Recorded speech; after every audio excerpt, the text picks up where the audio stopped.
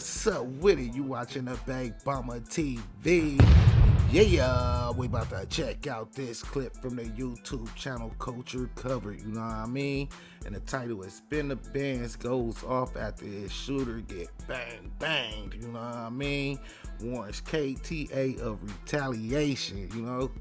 Man, so this from that Jacksonville area, man, so it's looking like Fulio demise really got the city hot, man. They going crazy and dudes is dropping out there, you know what I mean? But let's check out this video and see what they talking about. Spinabenz just went off on the KTA gang after they took out the older brother of his homie, Lil Leaky. And I don't think he is playing when he says Jacksonville's about to become a bloodbath, because with Fulio gone, KTA's got their biggest breadwinner out the game. But you gotta know, Spinabenz is not telling you something very important. Something that's been staring at us since this war turned wicked in 2018. ATK and 1200 have been playing a long game since 2018. Truth is, the war against KTA has been won since before they dropped Fulio. And that's why the moment they took his life, Spinabenz went on his IG story and channeled King Von with his tweet, "Game over, we won, stupid ass."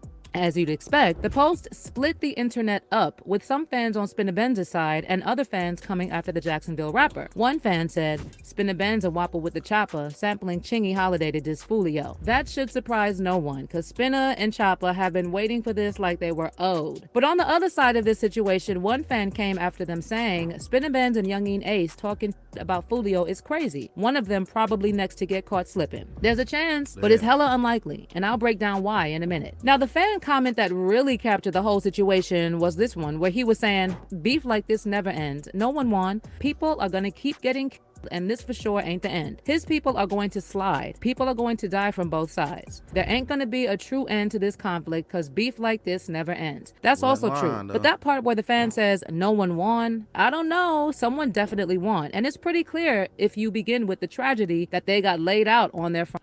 Nah, nobody win street wars, you know what I'm saying? Unless you go post up where you was beefing with the people at, you know what I'm saying? Like you wiped them out, now you posted where they posted at.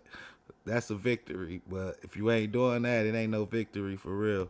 Front porch. Leaky's older brother Fizzle was targeted by what many believe were KTA ops. They believe it was an act of retaliation. It's double tragedy because Fizzle was the older brother of Leaky, who was Spinabenz's main homie, and a ruthless shooter for 1200 before he got silenced by KTA. And that's why in almost every song that Fulio released after Leaky's demise, it was disrespect after disrespect on Leaky's name. But you see, this hit on Fizzle is the kind of situation that makes a grown man sad, because even though his homie was 1200, the streets say he wasn't active. The man was not roped in the endless war that 1200 and ATK had going against KTA.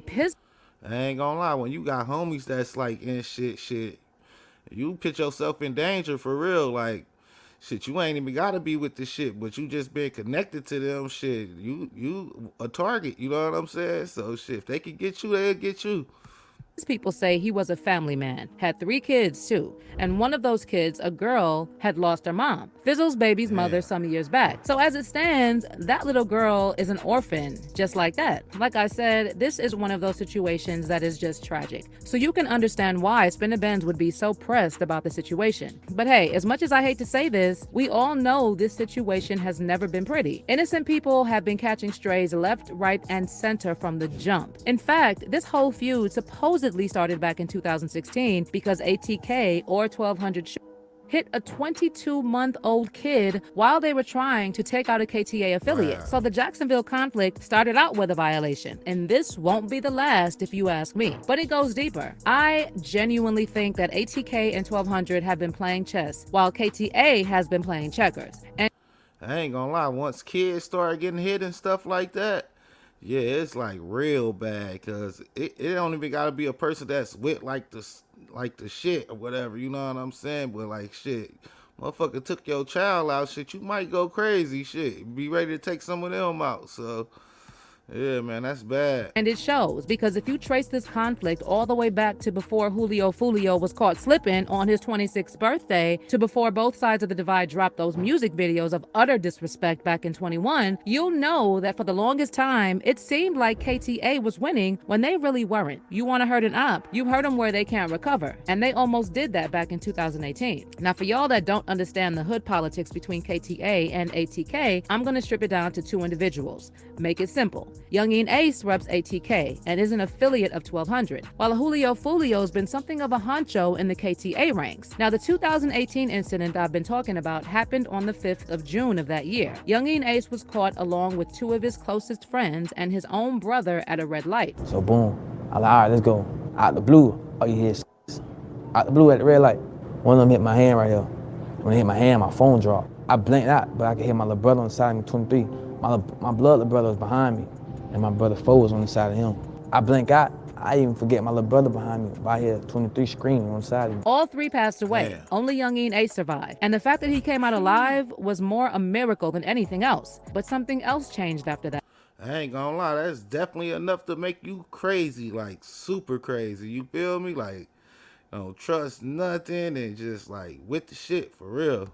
Moment. You see, before that moment, Ace had been terribly active in the streets. So much so that while he was in the hospital after the incident, the police came over and hauled him off to jail because he had disregarded an existing probation he was on earlier that day. He was so active that the cops even tried to pin the whole thing on him. He was so active that he probably realized he got caught up in this whole action, he forgot to stay guarded. And he lost his brother in the process. So from then on, and y'all already know, I'm just assuming based on patterns I'm going to reveal in a bit, but from then on, Youngin Ace became more careful. Sure, the feud never stopped, but something about Ace suddenly took a sophisticated turn. It's like after 2018, he learned his lesson. And yeah, before y'all say it, I know the homie still got targeted in 2019. The same incident that took Rollo out permanently. But after 2019, Ace just went stealth mode. Not all of ATK, just mostly Ace himself. He became kind of untouchable. Some fans even noticed it too, especially after Fulio passed. One of them said, ATK harder to find because they lie low and are out of state. But it wasn't just one fan. Another one said they never or barely allow any of them on camera, and they usually always masked up.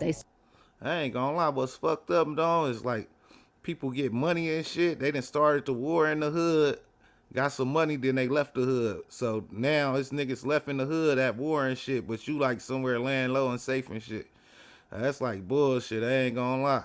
Smart for that. Now combine all of that with the fact that after 2019, Ace received no action. I mean, really nothing. But you see, Fulio, he was different, because while KTA was stacking up ATK and 1200, Fulio was receiving a lot of the retaliation. We all know the story about how he was almost caught slipping in 2020 and then again in 2021. But did he learn his lesson like Ace did? Did he work from the shadows, stay in the limelight but far away from the danger in the streets? You probably know the answer. Sure, 22 was quiet for the rapper, but when 23 came, he found himself under fire once again. They got him so bad, Fulio had to be in a wheelchair, and he dropped new music on his IG with the caption saying, over 5+ attempts on my life, and I'm still here. Real demigod. Fulio was stuck on the fact that ATK and 1200 were failing to take him out. The homie said on the Adam 22 pod that he was a demigod, when really he was one bad day away from seeing those ops he promised to visit. See, I don't know what he did, but whatever he did was what got him unalived.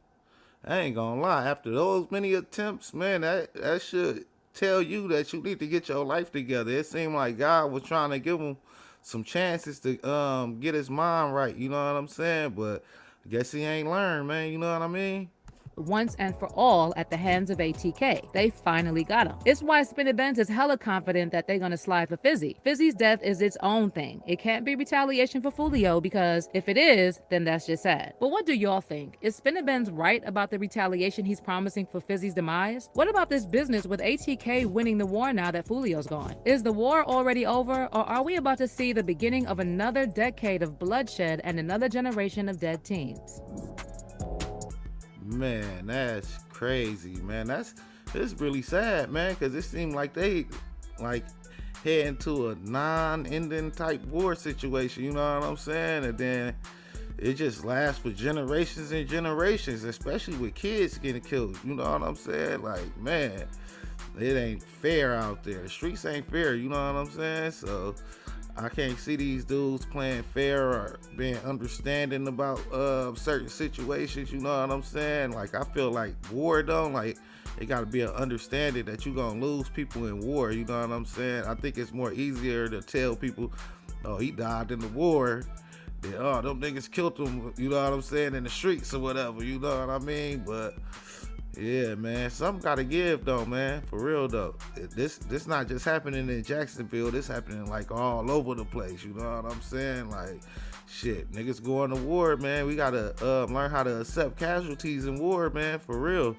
Or shit, it's just gonna keep going and going, you know what I'm saying? So let me know what y'all think in the comments. Like, share, subscribe to the Big Mama TV. Until next time, peace.